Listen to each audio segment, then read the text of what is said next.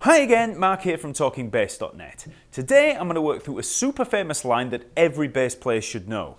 The instrumental section from Seduke by Stevie Wonder, played by Nate Watts. Now, a lot of you may already know this line. I think I probably learned it about 25 years ago, and in all of that time I've been playing it a certain way. But in preparing for this lesson, I stumbled upon a video on YouTube containing the isolated bass part played by Nate Watts, and I realised how differently I played it to the original. So today, as well as giving a rundown of how best to approach learning these long doubled melody lines, I'm also going to give you some tips on recreating the bass line as Nate actually played it. So the lesson material and drum tracks are available to view and use over at talkingbass.net, so just click on the link in the info below. I've provided drum tracks at 80 beats per minute, 90 beats per minute, and the original of 107 beats per minute. And I'd advise learning this line slowly and in sections, and be sure to have it technically down under your fingers before trying it to a metronome or backing tracks or anything like that. So there are four main sections. The first section sounds like this. Okay, the second section sounds like this. The third section sounds like this. And then finally the fourth section.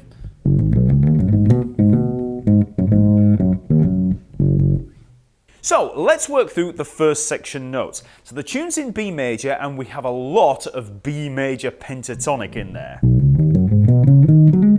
Okay, so you can already hear, just from that line, you can hear the Seduke instrumental in there. So I'm going to begin with the B at the 7th fret of the E string. You could play it there at the 2nd fret, as you'll see, because we're actually going to start ascending very quickly. But we've got, for this lesson, I'm just going to use the B there, 7th fret of the E string. Then I'm going to play the D sharp to the C sharp, and this is going to be the 6th fret to the 4th fret on the A string. Now, I used to play it up here on the E string, so I'd play 11th fret to 9th fret. But after listening to that isolated bass line, I've realised that the notes after, he slides up to it. So this allows for that slide. So B, D sharp, C sharp, 7th fret E string, 6th fret, 4th fret A string. Then we slide up to the 11th fret of the A string, so this is a G sharp, and then the F sharp. So 11th fret, 9th fret A string, sliding up, okay? So, okay. Then we have the big ascending. Okay, so we're getting right to the top here of the bass. This is a Fender Jazz. I've just got 20 frets, so we work up to the 20th fret here. So we begin at the F sharp. What's that? The 14th fret of the E string. We have F sharp, G sharp, and then the B. So 14th fret, 16th fret E string, and then 14th fret A string. Then we work up C sharp, D, D sharp, which is what, 16th, 17th, and 18th fret. I find it difficult to to give you the frets here because I'm just used to seeing notes. So we've got, okay, so F sharp, G sharp, B, C sharp, D, D sharp. So 14th, 16th on the E string, and then 14th, 16th, 17th, 18th on the A string. Then we have F sharp to G sharp, so that's 16th fret to the 18th fret on the D string. Then up to the B at the 16th fret of the G string, and then we have C sharp, D, D sharp right at the top there. So 16th fret, then 18th, 19th, 20th fret. Okay, and that's the whole of that ascending line. Okay, so all together, 3, 4.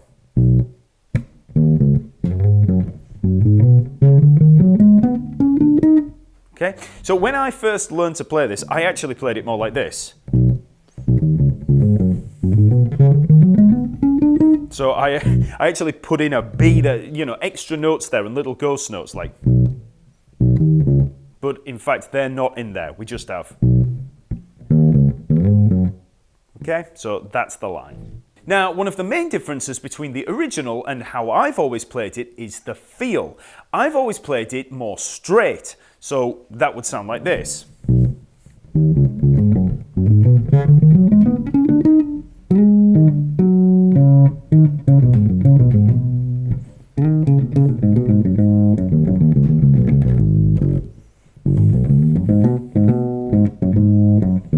All straight, ba ba ba ba ba ba ba ba.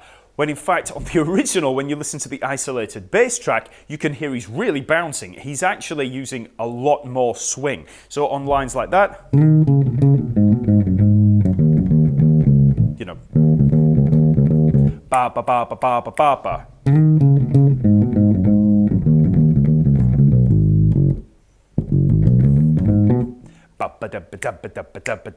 Rather than ba ba ba ba ba ba ba ba ba. Okay, so when you play this line,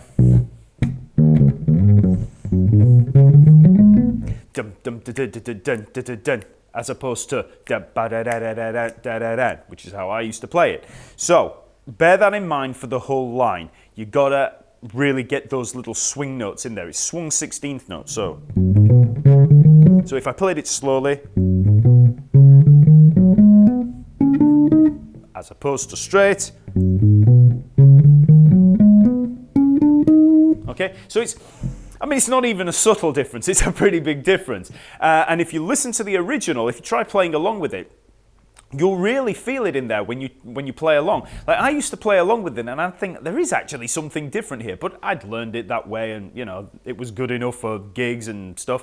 So when I used to play along to it though, I could hear something different. And now hearing that the original isolated track, playing along with it, I can really feel it. You can hear him really, really bouncing with those notes. So practice that first section until you feel comfortable and then move on to the second section. This method of learning in chunks, you know, mastering one chunk and then before moving on, is much, much better for your motivation, and you actually get to focus on a specific section and, you know, feel good about that, you know, enjoy the success of it rather than just trying to learn this huge long line, you know, just this long stream of notes all in one go. So, you know, just learn this first line to begin with and play it slowly. You know, start out 1, 2, 3, 4.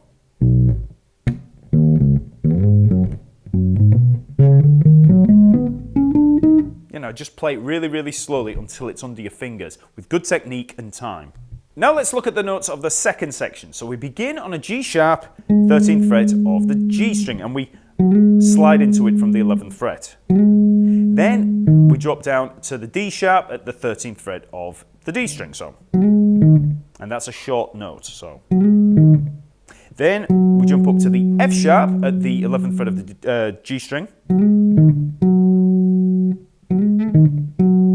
Then C sharp at the 11th fret of the D string, and again that's very short. Okay, and it's important to get that note short. That's one of the ones I used to play long. I'd play it like this. Okay, I'd hold it. If you listen to the original, you can hear it being very short in there, and it does change the feel. So then we slide into the D sharp 13th fret of the D string, and then we come down. So we've got C sharp, B, G sharp, F sharp. Okay, so 11th fret, 9th fret on the D string, 11th fret, 9th fret on the A string. And then we back up to the C sharp, B, so 11th fret, 9th fret of the D string. Then back down to the G sharp of the 11th fret of the A string, and then back up to the B, 9th fret of the D string. So all together slowly.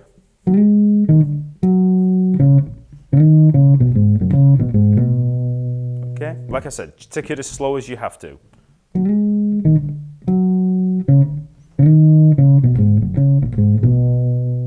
So once you've nailed both the first and second sections, you can just put them both together. So that's going to sound like this.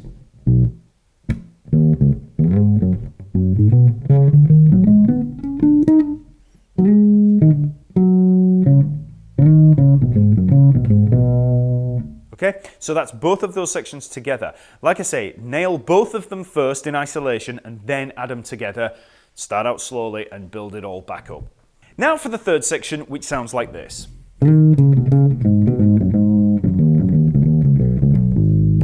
Okay, so this is all based around a B major pentatonic scale, and it helps to actually nail the scale first so that you've got that palette of notes to work from. So if we look at this scale here, we start on a B, and then we work up C sharp, D sharp, so that's 2nd fret, 4th fret, 6th fret on the A string.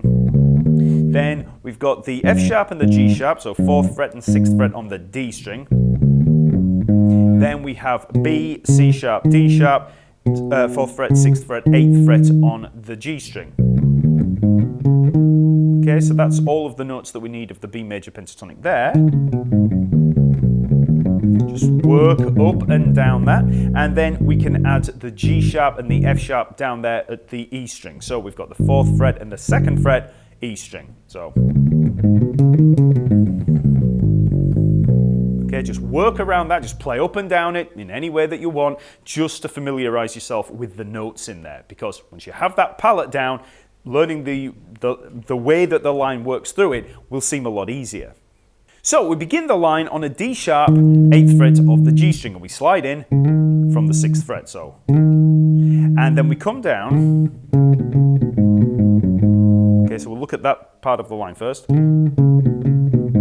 So we've got the C sharp to the B, played twice, and then down to the G sharp at the 6th fret of the D string. So then, so B, G sharp, F sharp, G sharp, so 4th fret G string, 6th fret, 4th fret D string, and back to the 6th fret again. So that's the first part of that line. It helps to break up longer streams of notes, even if it's just a whole chunk like this, break it up into individual chunks again. So the same process that we've applied to the whole line, you know, of breaking it up into little chunks, we're doing the same thing with an individual chunk. We're actually breaking it up into these little sections. So just practice that until you've got it down.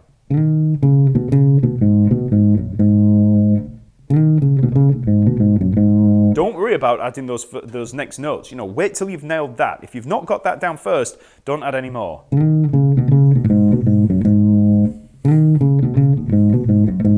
Okay? For the next part of that section, we start on the F sharp there, 4th fret of the D string, and then come down to the D sharp, 6th fret of the A string, and back. Okay, so that's the first part, F sharp, D sharp, F sharp, and then we have D sharp, C sharp twice, so. Okay, so that's the part that might throw you actually, having this little repeat here. So then we have B, C sharp, B, so 2nd fret, 4th fret, 2nd fret, A string, so. And then we're down to the G sharp, F sharp on the E string, 4th fret to the 2nd fret there, so.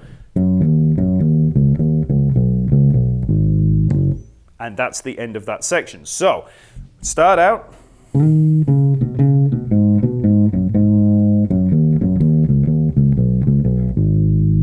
Okay, so you can see how it was in two sections there. We had the first part, and then. Okay, so that's the third section. So we're building our Sujuk house. So we've played the first section, the second section, and the third section. So now again, add them together. So that's going to sound like this: 3, 4.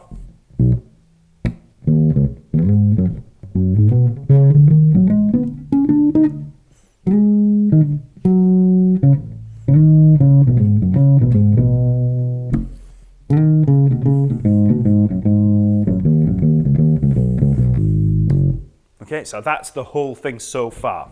Finally, let's have a look at the fourth section. So this is all going to be based on a B major pentatonic again, same scale that we played earlier. But we're starting down on the F sharp. Remember how we came down? with the G sharp and the F sharp. So we're starting on the F sharp and we're just going to work our way up that pentatonic scale. So F sharp, G sharp, 2nd fret, 4th fret, E string, and then 2nd fret, 4th fret, 6th fret on the A string, B, C sharp, D sharp, up to the F sharp, G sharp on the D string, 4th fret, 6th fret, until we get to the B at the top. That's the 4th fret of the G string. So, okay, now there is a slide in there. We've got all those notes are picked up to the B, and then we pick the C sharp there, 4th fret of the A string, and slide up to the D sharp. You can really hear that in that isolated bass track. Okay, and then all the way to the top. And then we have these little little turny bits at the end. So we've got. Okay, so once we hit the B, we hit the G sharp and then come back. Okay, so 6th fret of the D string to the 4th fret of the G string, and then G sharp, F sharp, G sharp. So that's 6th fret, 4th fret, 6th fret, D string.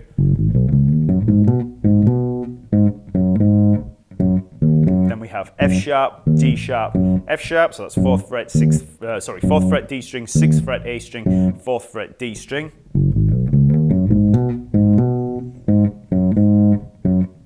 And then finally, that F sharp at the end, 2nd fret of the E string. Played that twice. So,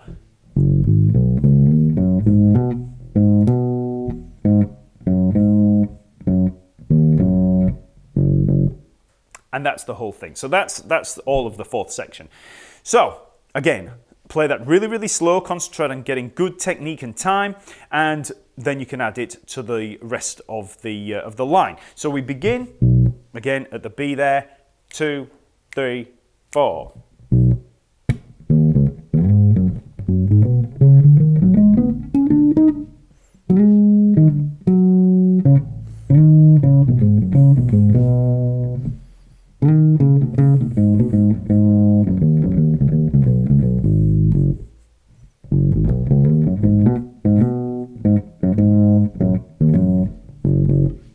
So, after learning all of that line and playing it slowly with good time and technique, you can try it with the backing tracks. So, these are all over at talkingbass.net, remember, so just follow the link in the info below. And like I said, we have 80, 90 and 107 beats per minute. So, first of all, let's just try at 80 beats per minute, okay?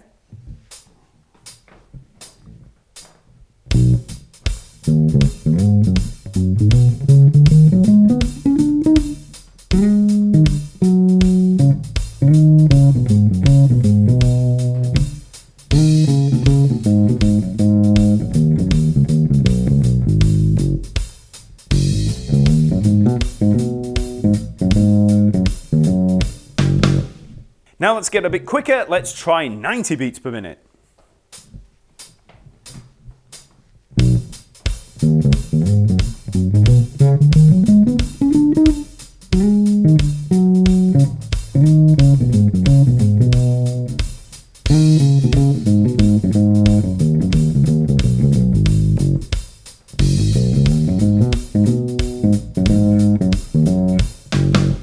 So you'll notice as you build up speed, these swung 16th notes in there, they start to get a little tricky. At a slow tempo, they're pretty easy.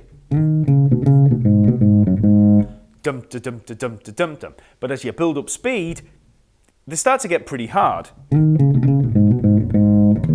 You know, the bum da dum da dum da dum da dum da dum da dum. And he does have that bounce in there on the original. So really try to work on them at the slower tempo and then just gradually build up speed. So finally, here we are at 107 beats per minute.